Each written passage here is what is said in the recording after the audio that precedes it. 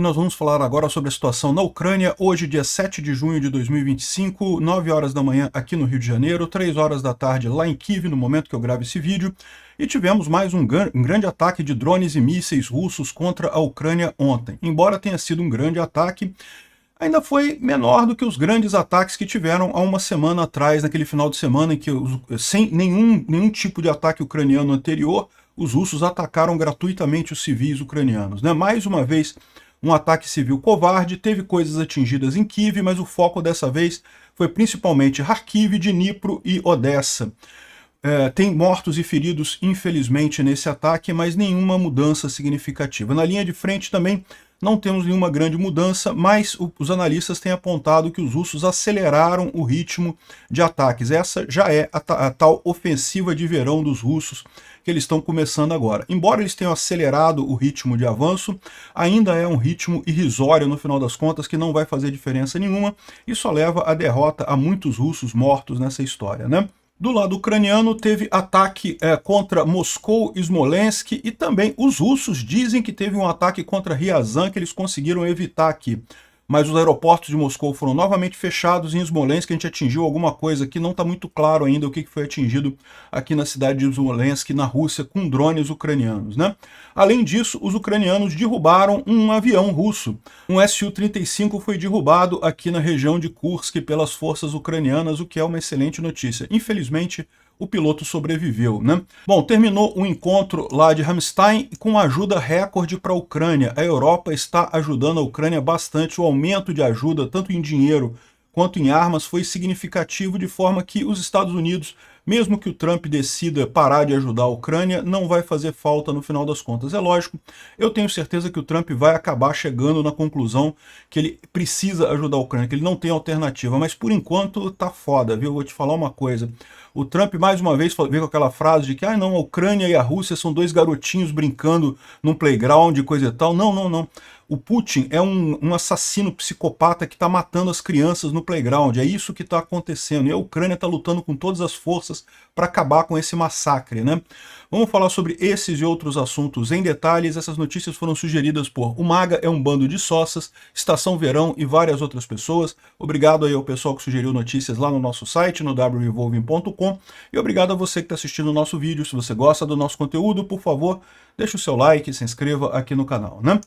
Pois bem, durante essa noite, de ontem para hoje, foi um total de 215 drones e mísseis contra a Ucrânia. A maior parte deles drones, né, Shahed, mas teve 6 mísseis Ra-69 que não foram derrubados pela Ucrânia, e um Iskander-K que também não foi derrubado. Enfim, por que esses mísseis não foram derrubados? Porque justamente dessa vez a Rússia focou em cidades que estão relativamente próximas da linha de frente, e isso torna mais difícil, né? Em Kiev, o míssil tem que sair daqui e chegar até Kiev, então há uma oportunidade maior de conseguir se derrubar esse míssil nesse caminho aqui. Em Kharkiv, a distância é muito pequena, então infelizmente os mísseis acabaram atingindo. Kharkiv foi a grande cidade, como é que eu vou dizer, a grande cidade prejudicada com esse ataque russo de ontem para hoje, né? Aqui está a imagem, mais uma vez, um monte de ataques em prédios residenciais, coisas que não tem nenhuma lógica, não vai ganhar nada militarmente com isso, né? E um absurdo esse negócio do Trump dizer que, não, mas a Ucrânia sabia que ia fazer isso no momento que destruiu os aviões da Rússia e coisa e tal. Olha só, o problema é o seguinte, não tem equivalência moral aí. A Ucrânia atacou elementos militares, né? Atacou campos militares, inclusive não teve nenhuma morte. O ataque da Ucrânia contra os aviões russos destruiu aeronaves, mas não matou nem soldado russo, foi morto nessa história. Agora, em compensação, a Rússia resolve destruir civis. Isso não é a mesma coisa, não é justo, não é algo razoável. O Trump devia estar falando em botar mais sanções na Rússia, em dar um jeito da Rússia sair dessa guerra, forçar a Rússia fora dessa guerra. Essa ilusão de que tem que acabar com a guerra a qualquer custo é um erro. A guerra tem que acabar com a punição de quem iniciou a guerra, senão você nunca vai ter paz. Tem que ser punido quem iniciou a agressão. Enfim, meus sentimentos ao pessoal lá em Kharkiv. Existem 3 pessoas foram mortas, outros 17 feridos. O número de mortos ainda está sendo computado, ainda tem outros casos de desabamento que o pessoal está vendo.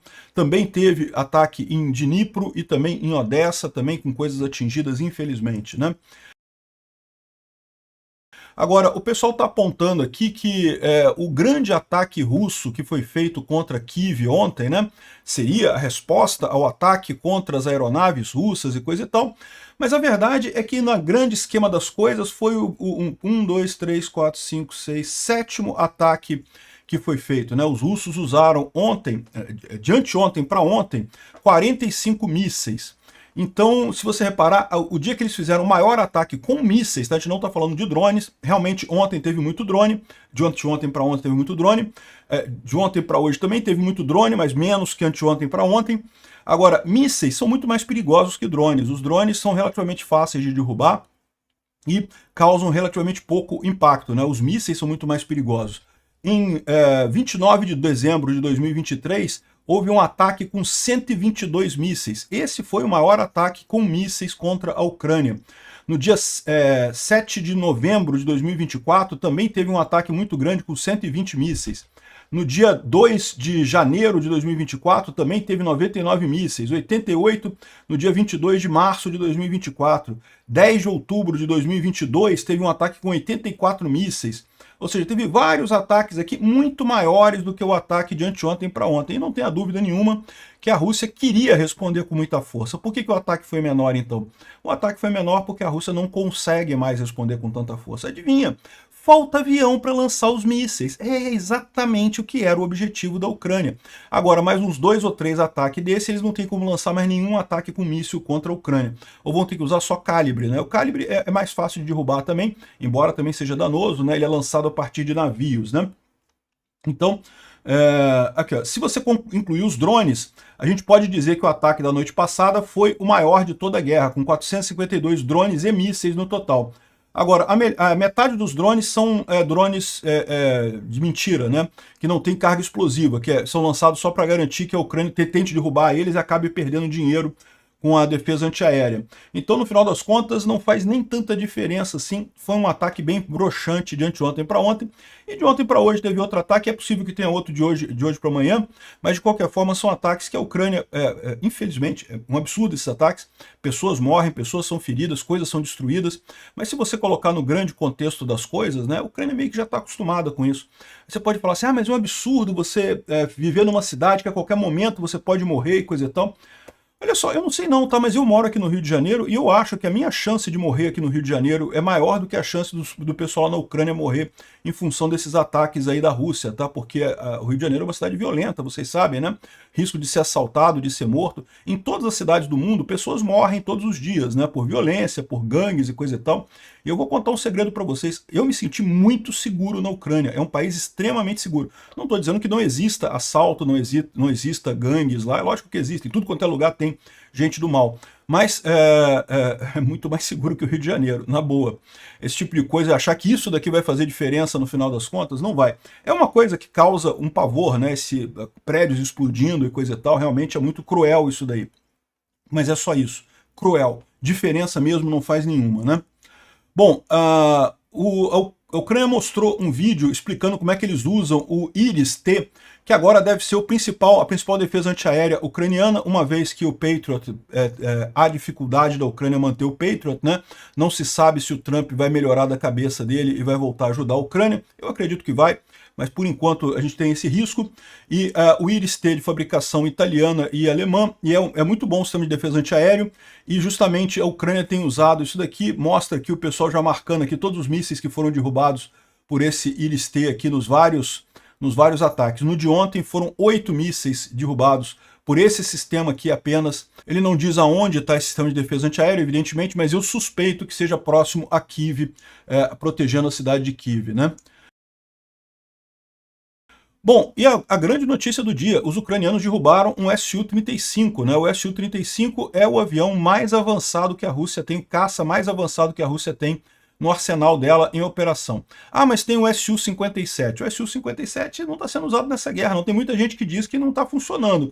Tem protótipos dele, a Rússia diz que está vendendo, que está fabricando, não sei o que lá, mas a verdade é que não está. O Su-35 é o mais avançado que a Rússia tem e acabou de derrubar um aqui. Está aqui a imagem do avião caído aqui na região de Kursk. Foi derrubado pela defesa antiaérea ucraniana e isso é uma coisa que mostra, né, a diferença que eu estou falando para vocês. os ucranianos têm usado aeronaves cada vez mais próximo da linha de frente, os ucranianos estão ganhando a dominância aérea na linha de frente, hein? E os russos estão com dificuldade. Por quê? Os russos estão com poucas defesas antiaéreas. A Ucrânia, nos últimos meses, tem sistematicamente visado defesas antiaéreas russas, destruído essas defesas na linha de frente e na retaguarda também, né? Porque defesa antiaérea, vocês sabem, tem sistemas diferentes para retaguarda e para linha de frente. Mas no final das contas, você destrói as da linha de frente e o pessoal vai chegar mais próximo às da retaguarda. E, de qualquer forma, os ucranianos estão destruindo todas elas, os russos estão com dificuldade de fabricar esse tipo de coisa, né? Aí tá aqui o Igor Girkin já sacaneando o Fighter Bomber, né? Que o Fighter Bomber, sempre que morre algum piloto, ele fala que é voo eterno, né? Fale a linha por Fighter Bomber, fala a linha, né? Tá aqui, ó, voo eterno, não sei o que lá. Só que, infelizmente, o piloto sobreviveu. O Fighter Bomber fala aqui que foi derrubado mesmo o Su-35C, mas o piloto foi resgatado, né? Então, é isso daí. Perderam o avião. Infelizmente, o piloto sobreviveu, mas é um avião a menos, de qualquer forma, para a Rússia, né? Bom, também teve ataque ucraniano em Smolensk. Foram ouvidos vários barulhos, houve alguma coisa pegando fogo, fumaça subiu em determinada área, mas não está claro ainda o que foi atingido lá em Smolensk. Smolensk é essa cidade aqui, na Rússia, essa cidade daqui, né? E tem várias indústrias por lá. O que foi atingido, a gente não sabe. Bom, e também foram colocadas proteções em aeroportos de Moscou ontem. Os aeroportos foram fechados mais uma vez devido a um ataque de drones. Segundo os russos, eles derrubaram todos os drones que foram em direção a Moscou. A gente não tem mais informações sobre isso, então imagino que eles tenham conseguido de fato derrubar os drones, mas é mais um ataque ucraniano contra Moscou. Agora, curiosamente, eles falam aqui, ó, sobre um ataque em Ryazan, tá? Eles estão dizendo aqui, ó, que teve um ataque que foi evitado numa instalação militar em Ryazan. Segundo eles estão dizendo, a Rosgvardia, que é a polícia civil deles lá, a polícia militar deles lá, reportou que matou um rapaz, uma pessoa, que estava preparando um ataque de uma vez contra essa instalação militar aqui em Ryazan. A gente não sabe até onde isso é verdade, o que aconteceu de fato aqui, né? Mas a gente sabe que a Ucrânia tem feito mesmo muitos ataques a partir do território russo. Pode ser que tenha sido isso que aconteceu. Bom, os ucranianos fizeram um ataque muito curioso lá em Engels. Isso aqui é aquele ataque de Engels do dia de ontem, tá? Lembra que a refinaria ali, o depósito de combustível que atende a base aérea de Engels 2, né, foi atingida, tem coisa pegando fogo, tá pegando fogo até agora, teve uma explosão nova, a gente vai falar disso, mas teve esse caso aqui, ó, um Liut que atingiu aqui uma torre de transmissão ali, deixando a cidade de Engels totalmente apagada, né, ou seja, quando a Ucrânia foi fazer o ataque, primeiro ela desligou a luz ali da base de Engels e da cidade toda ali em volta, ou seja, uma estratégia interessante, né. O pessoal tá falando que esse drone aqui não é o Liut, né. O pessoal está dizendo aqui que é um drone ucraniano, que seria o Liut, mas tem alguns detalhes que permitem identificar o drone. Aí o pessoal fez aqui a conta, na verdade esse seria um drone feito na Lituânia, né? Um drone lituano usado para isso daí. E aí logo em seguida, depois de derrubar a luz, eles fizeram o ataque contra a base de combustíveis, né? O depósito de combustíveis ali em Engels, e conseguiram destruir. Provavelmente essa destruição da torre de transmissão foi para desorientar o pessoal da base e facilitar o ataque ali. E esse ataque foi muito sucesso, né? À noite estava ainda pegando fogo ali, Engels.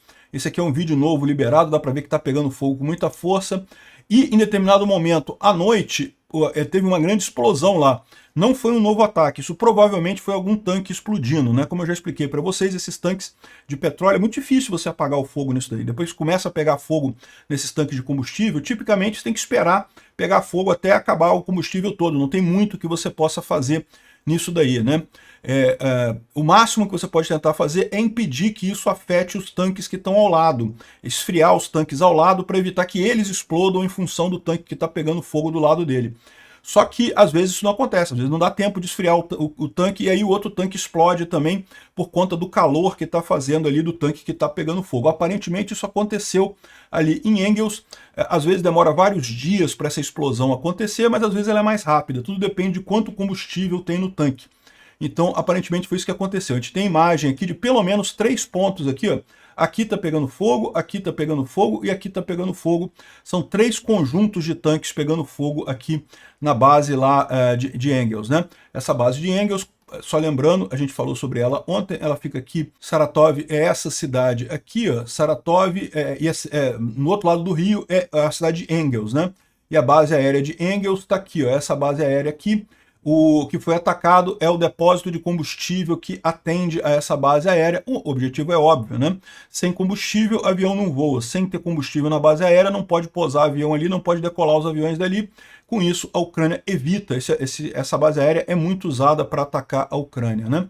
Então tá aqui muita coisa pegando fogo aqui, tomara que consiga destruir uma boa base. É lógico que enquanto tá pegando fogo a base, esse depósito de combustível fica inoperante, não tem como operar isso daqui, e provavelmente vai requerer reparos durante alguns dias. Mas ainda tem um monte de tanque para pegar fogo ainda, a gente vai chegar lá, vai destruir esses tanques todos por aqui. Aqui, olha que imagem bonita isso daqui, Engels pegando fogo, o pessoal vendo do outro lado do rio, né? Esse rio aqui é o Volga, tá? É um rio grande lá na Rússia. Muito poética a base russa pegando fogo aqui, né? Bom, a gente tem informações também sobre a ponte da Crimeia, tá?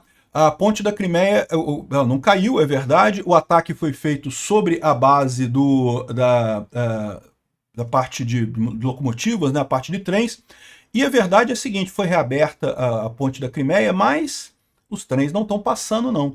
Aqui, nenhum trem se moveu na ponte desde o ataque, né, que foi feito contra a base dela, e provavelmente vai ficar fechado por meses, né? Os russos sabem que eles têm que primeiro inspecionar o negócio lá com muito cuidado para evitar que esse negócio caia. Se eles botarem um trem aqui, está arriscado o peso do trem, de fato, acabar sendo o necessário para derrubar a ponte toda. Então, não está sendo usado, ou seja, os ucranianos atingiram o objetivo. Com relação à parte rodoviária, ela não foi atingida, né? Lembra que foi atingido especificamente o lado aqui que estava a ferrovia, né?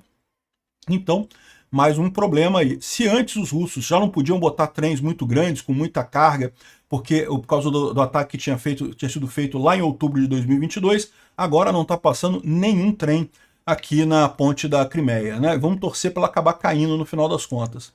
E ontem teve um grande engarrafamento, ela ficou fechada por 4 horas, a ponte da Crimeia. Os russos estavam suspeitando que havia um novo ataque ucraniano visando a ponte, e aí, né, fecharam o tráfego à ponte, mas aparentemente não aconteceu nada, a gente não ficou sabendo de nada, de nenhum ataque. Se tentaram mesmo um ataque, falhou. Se não tentaram, é só paranoia russa mesmo, mas é ótimo, quanto mais tempo eles fiquem com essa paranoia deles, melhor para a Ucrânia, né?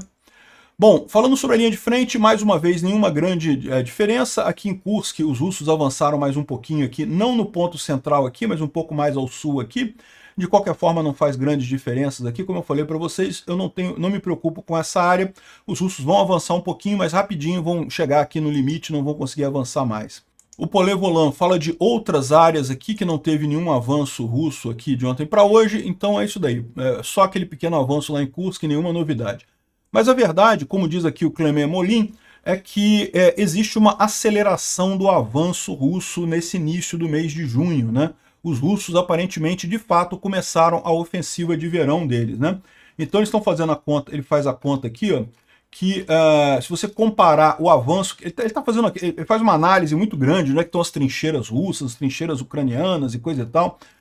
Eu não vou entrar nisso daqui, porque realmente é bastante avançado a coisa, mas segundo ele está dizendo aqui, ó, em maio, os russos avançaram 449 km² só em maio, né? E agora já avançaram 148 km² em junho, ou seja, nos poucos dias de junho, já avançaram quase um terço do que avançaram em maio inteiro, né? Então eles estão acelerando o avanço aqui na Ucrânia, né? Mas, de novo, eu não me preocupo com isso, isso é justamente os russos botando mais força, estão começando a ofensiva deles de verão, mas isso não vai muito longe, não vejo problema aqui, né? Outra informação interessante que a gente teve ontem foi que a Ucrânia considerou uma operação para atacar as tropas russas na Transnistria, mas decidiram não abrir outra linha de frente ainda, disse o Washington Post, né? Na verdade, o Washington Post fez uma reportagem dizendo aqui, ó, que a guerra suja da Ucrânia está apenas começando, em que expôs um monte de planos que a Ucrânia teria, por exemplo, para atacar a frota russa no Pacífico, atacar a frota russa no norte, um monte de ataques que eles estão fazendo aqui, inclusive esse da Transnistria também foi nessa reportagem aqui, né? Isso daqui é uma coisa muito estranha, tá? Porque tem muita gente dizendo que isso daqui é uma forma do governo americano vazar informações para os russos. Os americanos, como bom traíras que são, estão vazando informações sobre operações ucranianas para os russos. Eu espero que isso seja falso. De qualquer forma, eles estão dizendo aqui que seria só o começo esse ataque que foi feito contra as aeronaves ali na a Operação Spiderweb, né, a Operação Pavutina, né, que é a Operação Teia de Aranha, né? Ou seja, eu não sei não, esse artigo aqui eu achei muito estranho, né? No final das contas é o cara realmente entregando possíveis estratégias ucranianas contra a Rússia. Isso quer dizer que os ucranianos não vão fazer esses ataques? Eu não sei, é possível. Uma coisa que ele fala aqui é a Ucrânia botar um navio, o que ela fez com o caminhão, fazer com o navio, botar um navio perto de algum porto russo e tirar os drones do navio e atacar a frota russa em algum porto lá do Pacífico e coisa e tal. Não deixa de ser uma boa ideia, né? Nota que isso aqui também é muito no sentido de estimular o exército americano a se preparar para isso, né? A guerra mudou, eu tenho falado isso aqui, o exército brasileiro precisa se preparar também. Se não tiver conhecimento de drone muito rápido, muita fabricação, muita capacidade de mexer com drone, olha, a guerra não vai ter, nada mais tem importância que não seja os drones, né? Bom, o Instituto para o Estudo da Guerra fala que um oficial ucraniano disse que a Rússia pretende tomar metade da Ucrânia até o final de 2026.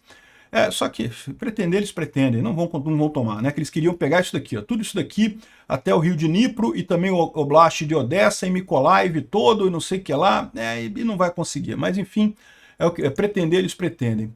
Bom, o Laranjão tá lá nas viagens dele falando um monte de coisa absurda, né?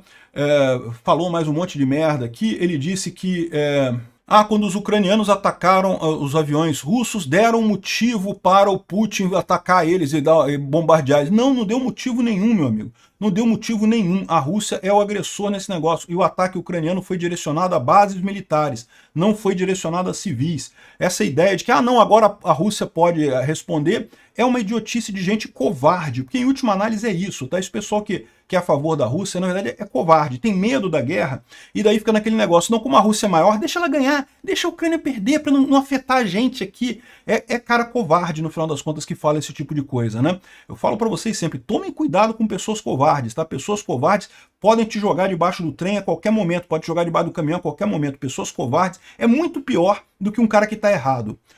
Bom, o Trump também falou que comparou a guerra da Ucrânia com uma briga entre dois garotos num parque, né? E de vez em quando você tem que deixar eles brigarem um pouco antes de você separar eles e não sei o que lá. Uma idiotice sem tamanho. O Zelensky respondeu isso, ele teve uma entrevista para a ABC News aqui, ele falou, não, nós não somos não somos crianças com Putin no playground. Ele é um assassino que está entrando no playground para matar crianças e nós estamos tentando impedir que isso aconteça, né? E é isso, né? Não tem crianças russas morrendo nessa guerra. Por quê? Porque a guerra não é na Rússia. Só tem crianças ucranianas morrendo nessa guerra, porque a guerra é na Ucrânia. A Rússia invadiu a Ucrânia. Não tem como separar isso daí, não tem como encarar de outra forma, né? O Timothy Milovanov deu uma entrevista para a BBC em que ele foi perguntado, né, sobre o que você acha dos comentários do Trump, né? Ele falou, bom, pelo menos o Trump agora admite que a Ucrânia pode atacar a Rússia. Ele está percebendo um pouco, né? Ele estava com aquela ideia de que a Ucrânia, não, vai perder inevitavelmente, já era, já acabou, não sei o que lá. Ele já percebeu que a coisa não é bem assim, né? Ou seja, ele se moveu da Ucrânia precisa ser desarmada por eu preciso responder. Ou seja, isso daqui abre espaço para conversas, né?